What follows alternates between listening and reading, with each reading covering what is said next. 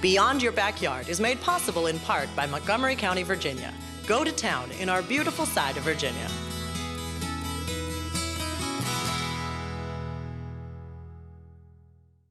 Hi, I'm Erik the Travel Guy, and while you may have missed it, this capital city has plenty to do, see, and eat. Get ready, because we're exploring Little Rock, Arkansas. My name is Erik Hastings. Yeah, that's me. And for as long as I can remember, I've always loved to travel, and I still do today. Airlines, hotels, cruises, new places, delicious food. I love all of it. And that's why I've been traveling the world professionally, doing the very same things you can do for more than a decade. So please consider this a personal invitation to join me each week on my mission to get you traveling more than ever before. Because while the world is a pretty big place to explore, your next vacation is waiting to be discovered not just around the globe, but perhaps just around the corner. Let me introduce you to the places, people, and secrets I've discovered that remind me just how exciting it is to be alive, and hopefully will inspire you to get out of the house and into your next great adventure. I am Erik the Travel Guy, and this is Beyond Your Backyard.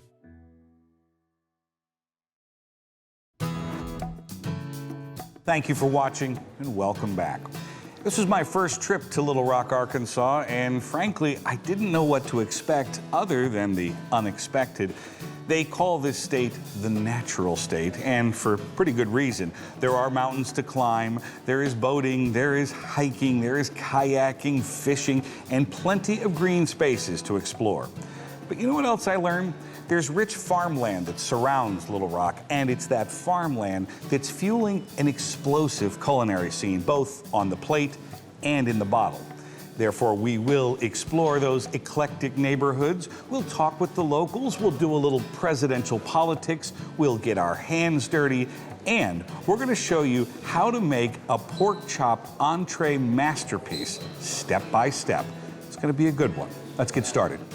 Little Rock is the capital of Arkansas. It's located at the intersection of Interstates 40 and 30, about 2 hours west of Memphis, 5 hours east of Oklahoma City, and 5 hours northeast of Dallas. If you're considering a combo vacation, Hot Springs is located here, and North Little Rock is just over the river. You can arrive by air on major and low-cost carriers into the Bill and Hillary Clinton National Airport, rent a car, and be in downtown in about 10 minutes. I'm not a numbers guy, I'm a travel guy, but the numbers, they're pretty surprising. You know, about 500,000 people live in and around Little Rock. You've got 12 distinct neighborhoods, more than 10,000 hotel rooms, more than 500 restaurants, and a partridge in a pear tree. But what's unique? A lot, actually. For instance, if you're a fan of presidential history, I say start your exploration at the Clinton Presidential Center. It would seem to me there would be no other place that the Clinton Presidential Center could be other than Little Rock. It can mean a lot to a city to have a presidential library. Everybody should come here. We are so centrally located. We're easy to get to. Restaurants and hotels around us. People who've never been here, never been to Arkansas, especially never been to Little Rock, will just be moved by how beautiful it is and how friendly the people are. There are beautiful pieces in here that were gifts from heads of state from around the world.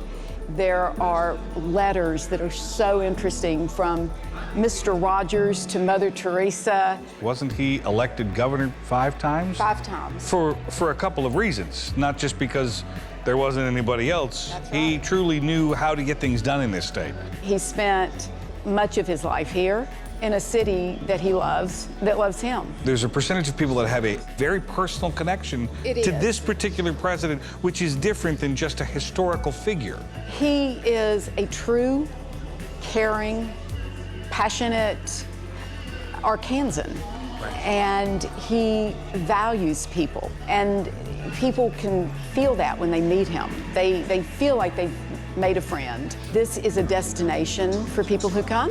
In many cases, it's a bucket list, and you can see the relevance of presidential libraries and their museums because history repeats itself. So you get a history lesson, but it's also like a letter from home. It's like going through a scrapbook. You also get to relive the last 8 years of the 20th century through the eyes of the presidency and the First Lady. There's also quite a bit of information here about the work that she did, from healthcare reform to the Children's Health Insurance Program to just stating so definitely that women's rights are human rights. Today, we are still echoing those voices. From presidential history to learning a little bit more about the state, head over to the Arkansas State Capitol building. It's constructed of limestone quarried from Arkansas and took 16 years to complete, from 1899 to 1950. You can take a self-guided tour or pick up a brochure from the first floor visitor center or arrange a guided tour by calling ahead during regular business hours, of course. I am always asking questions. Frankly, my friends kind of find it annoying. Like, for instance, how did Little Rock get its name? Well, this is why I brought you to Riverfront Park, to the Little Rock. River captains navigating the Arkansas River came upon this rock formation and they named it La Petite Roche, the Little Rock. That rock formation has since been dynamited and the rocks were used as the foundation for the railroad tracks. You never know, it might come up on Jeopardy!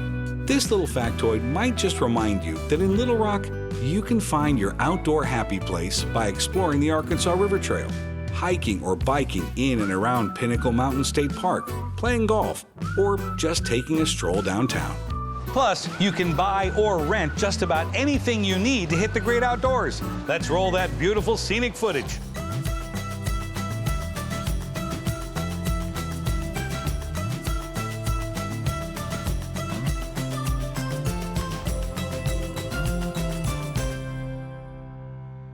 The cultural scene is alive and well in this capital city, which is why I dropped by the MacArthur Museum of Arkansas Military History, the Historic Arkansas Museum, and Central High School, home of the Little Rock Nine. This very school was at the center of the Civil Rights Movement. Can you start just a little bit, for those that don't know, what happened that fall in 1957? Would you mind? No, I'm happy to do that. In 1957, there were 9 African-American students who were granted permission to be part of the Little Rock Central High School family as a result of Brown versus Board of Ed Supreme Court ruling. Unfortunately, on the day of their arrival, there were riots, there were crowds, and there were lots of people who did not want them to be part of our school. And then we just had the 60th commemoration last year. Help me out just a little bit about what life and schooling was like, pick a year, 1956, 1955, for African Americans here in Little Rock. Well, they were in a separate school. And so they were getting an education that was not equitable. They were getting the old textbooks from our school. They weren't getting new materials and resources. And that was the whole idea, that there was to be equal opportunity and equity for all children, which is why the 9 were sort of the test case for coming to a segregated school. Looking at where we are today, obviously it's kind of a no-brainer that these kids should have absolutely equal opportunity in education. How difficult was it for the educators? I mean, if you read the history, there are a ton of them who will say that they just wanted to finish high school, right. that they didn't care who was here. Unfortunately, a lot of those kids, and history will tell you this, did not speak up and help those kids. And so you're dealing with kids who, I guess you could say, were guilty of the sin of omission, sure. Which is what history says, as opposed to, and there were some children, but not very many, who stood up for the Little Rock Nine who did come. I guess I'll give my age away. I was 10 when this happened, and I was living in Long Island. We had our first black and white TV, and I remember clearly looking at the TV or walking by and seeing all this. You know, in those days, you didn't see anger, and TV was, you know, right. Howdy Doody and Winky Dink. And I asked my mother, I said, what is this? And I remember her one word answer, and I remembered it my whole life: ignorance. Nancy, that is ignorance. And of course, who would have ever thought wow. that I'd end up where I am from that experience back in 1957. There was also a committee called the Women's Emergency Committee. There were a bunch of families in Little Rock who women particularly who got together who wanted the schools to be integrated, and they were met with huge opposition, and people's jobs were threatened, and it was quite something. But now people don't realize you're the principal, you've got 2,400 students. You are still a functioning and, dare I say, beautiful high school. Amazing high school that people can come and visit. This isn't just a museum. No. As it could be, and absolutely could be, but it's not.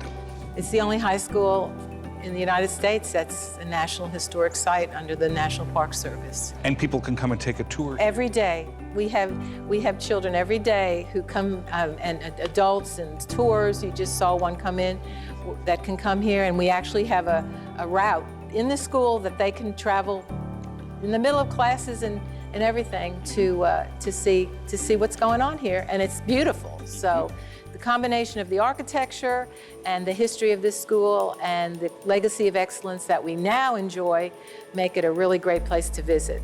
Do the students today understand the significance and relevance of where they go to school, truly? We make them. They don't have a choice. You come to Central High School, one of the first things they learn during Tiger Academy, which is for the 9th graders even before they start, is the history of this school.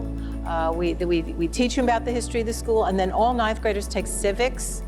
The civics teachers, the first 9 weeks of school, every single one of them takes their classes across the street to the visitor center, to the museum, where they see all the video and they get the full history. Some classes read a book. There's a book called Warriors Don't Cry by Melba Patilla Beals, who was one of the 9, and a lot of the kids will read that book as well.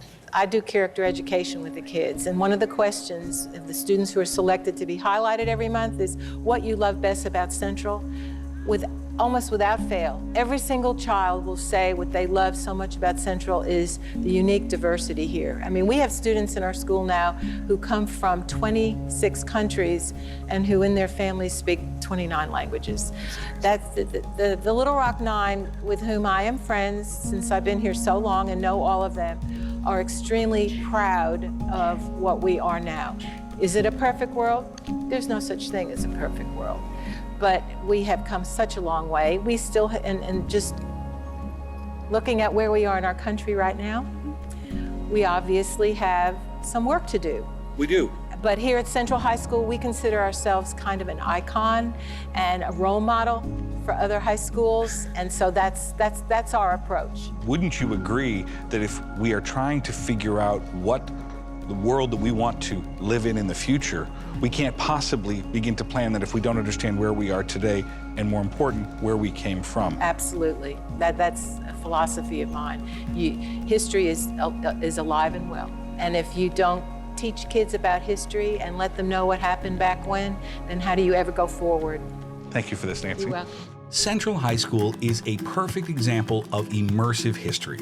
From history to art, I stopped by the Arkansas Art Center. In addition to the professional theater company, I found a world-class international collection. And they let me take a pottery class, which you can too. And I have to say, it was an eye-opening and heartbreaking experience all at the same time. But I love my instructor.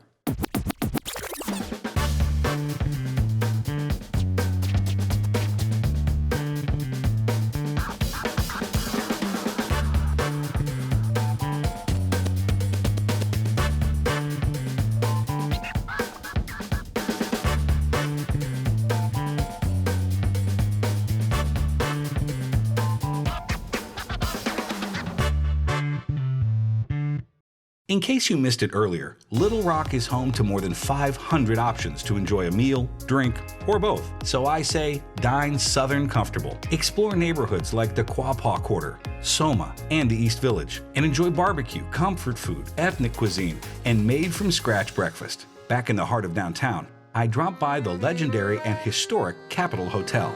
Inside, I had an amazing meal at both 111 and the Capitol Bar and Grill. I also had hoped Chef Mark would divulge a few trade secrets. Is it more art or science? As cooking progress, we are fortunate to be in a time where it's not just an open flame fire. Right. We can use sensitivity and technology a little bit to be able to do other things, you know. So chefs today, especially young chefs, really have because of the internet and because of the resources, they want to go out and carve their own piece of wherever that is. Right. Doesn't the technology have something to do with that? Well, actually, you know, always people will go and say, oh, French cooking is on the top. And I think it's on the top in certain ways. The way that they add and why he has success is because it's always been kept in books and always marked for people to be able to follow recipes. Right. What's great about technology is all the other cooking style, identities and country around the world are catching up with that. You know, because not everybody's been recorded. Right. Like if you go at the far end of Turkey, maybe the way that they do one of the couscous or something like this may not be recorded. And I think that's how you come up with a worldwide library of food, produce, traditions. Why is it being made in this area that way and not that way? So the technology is really helping on that way. So.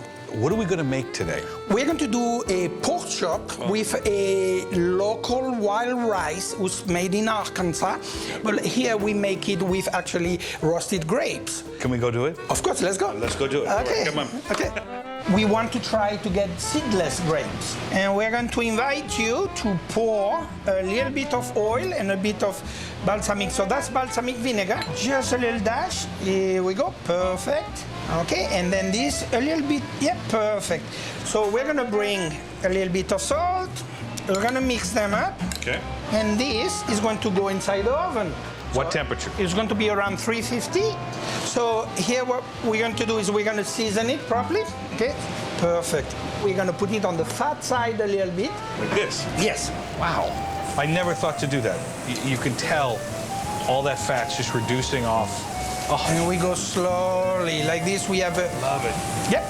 You know, the cooking temperature going down, it's a little bit more control, and we don't always look for the flame and the darkness, but mostly a low cooking and being able to keep it tender. The fat is already type of reduced, and that's going to give us a better chance to sear everything in. Oh, man. Look at that. Okay. What's the temperature we're looking for? Medium rare? Are you thinking medium to medium rare? With pork, you want to be more on the medium side. Got it. Medium to medium well. So that temperature is what? 145? Yeah, around 145. It can rest 5-10 minutes? Maybe tops 5. So now, as you open the oven, you can already start to smell. So you have a balsamic, fresh thyme situation. The grapes will actually absorb the vinegar and have that concentration of sugar with the punch of the acidity. Wow. That's the idea a little bit behind it. And we could start a little bit of the rice. So this is a mixed rice, so it's a wild round jasmine and everything who's been pre-cooked. And then what we do is a local farm who does it. So we're going to toss it a little bit with peas. For me, if I'm making dinner for 4 people, I make this rice yesterday. Yes, you can. That'd be in the, because now it's go time. And the last thing we want to do is dealing with rice that maybe didn't time out. Do it in advance. This is the sauce that we made. We sweat the onions and then we deglaze it with apple sauce or apple juice. And then after what it is, it's just something who's built and reduced. We can blend it. So let me give you... What? We're done? What do you... We're missing pecans. Oh. Do you have anything to do with that? No, I don't know. Okay. What do you mean? Okay, come on. Fine. I was hoping to get those home in my bag. Well, per pound, maybe a half a pound. It's a larger container over here. Well, yeah, we have a large container. I'm sure we can get some, you know, if we need some, but here we go. You see, it's not overcooked. It's not it's the way it's supposed to be. Spending time in the kitchen with Mark reminded me that, in my opinion, one of the best ways to appreciate the diversity of Little Rock is through its food. My friendly reminder, step out of your culinary comfort zone in your kitchen and on your next vacation. Wow, look at that. I think that looks amazing. The onion in here, the balsamic comes through slightly. Not too much salt, not overseasoned. And the balance of the sugar? Yes. You know what? Right. That's the idea behind it. That's incredible. From scratch, from the beginning. We're gonna go for the perfect bite. For the perfect bite? Yeah, well, cheers, my friend. Thank you for this. I had so much fun learning every detail of this entree. It's artistry, science, and legit craftsmanship. And on that same subject, I dropped by Rocktown to learn how and why they create masterpieces of the drink. I would love to empower someone watching today going, you know what? The brown liquor, I'm not quite sure what to do. It's very fashionable. Yes. It's delicious, but there are a lot of options out there. What do I do? So can we do a little bit of this is all whiskey we're talking about, if I understand it, right? Yeah. But where does rye come in? Where does bourbon come in? Right. This is where I get confused immediately. Yeah. Help us out here. Whiskey is the category, where bourbon is the type. Oh, perfect. Okay? So bourbon is a type of whiskey. Okay. Rye is a type of whiskey. Scotch is a type of whiskey. Irish is a type of whiskey. And then there's definitions below those types. For a whiskey to be a bourbon, it has to be at least 51% corn, aged in a new charred oak barrel, and made in the United States of America. So it's protected for the United States. But if you do those three basic things, there's some technical things, but those three basic things, you can call your whiskey a bourbon whiskey. And did I get this straight here at Rocktown? All of these ingredients are from the state of Arkansas. Right, so we're very proud to be from Arkansas, and we try to source everything locally. I think it's very important to support our local farmers, our local box makers, our local glass makers. So our corn, our wheat, our rye are all sourced from within 125 miles of the distillery. So I know the farmers that grow the grain, we bring it here, make the whiskey. So, you know, it's all about knowing where your stuff's coming from. That's cool. From what I understand, we make this sour mash, and we pull the alcohol out of it, and what's left, you send right back to the farmer. That's right, yeah. So the spent mash, or what we call stillage, goes back to the farmer and he feeds his cows. Those are some happy cows. Yes, absolutely. So there's a little bit of alcohol left. Just a little. Yeah. That's pretty so, good. you know. How much art versus science? How does this all work together? Taste is an artful thing. And so we try every batch, we taste everything, and to me that's the art. And the science is, you know, what is the chemistry that produces flavors? Got it. How do we make those flavors? And, you know, what are the metabolic pathways to create those? Not only can you come here, obviously beautiful place, people are having a good time, Right. but you can also take a tour here. Right. Because everything is done here. Right, so we take you through the whole process from distilling, where we mill the grain, we cook the grain, we ferment the grain, we distill the grain, and then we age the distillate in the barrel house to become a whiskey, and then we dump the barrels and then bottle it right here. So it's from grain to glass right here. Right here in Little Rock. Yeah.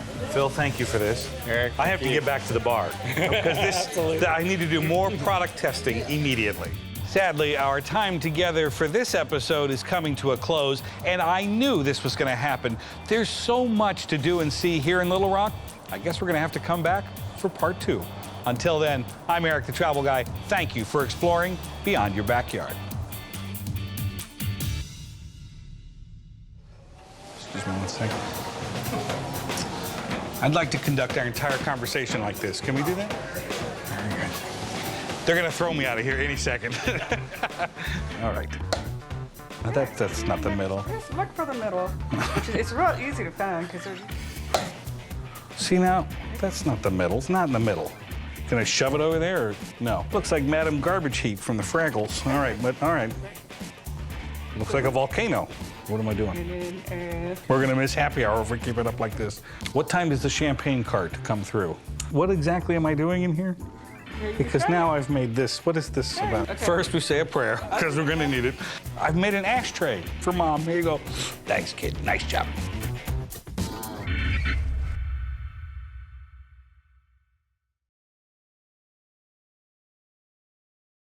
Hi, I'm Erik the Travel Guy. You know, I've been traveling professionally for more than a decade, and you know what I've learned is that fantastic experiences await you in every corner of the globe, but you don't always have to travel that far to uncover them. So join me each week as we go on and off the beaten path, learn something new, and get in the kitchens of some of today's hottest chefs. We're exploring beyond your backyard.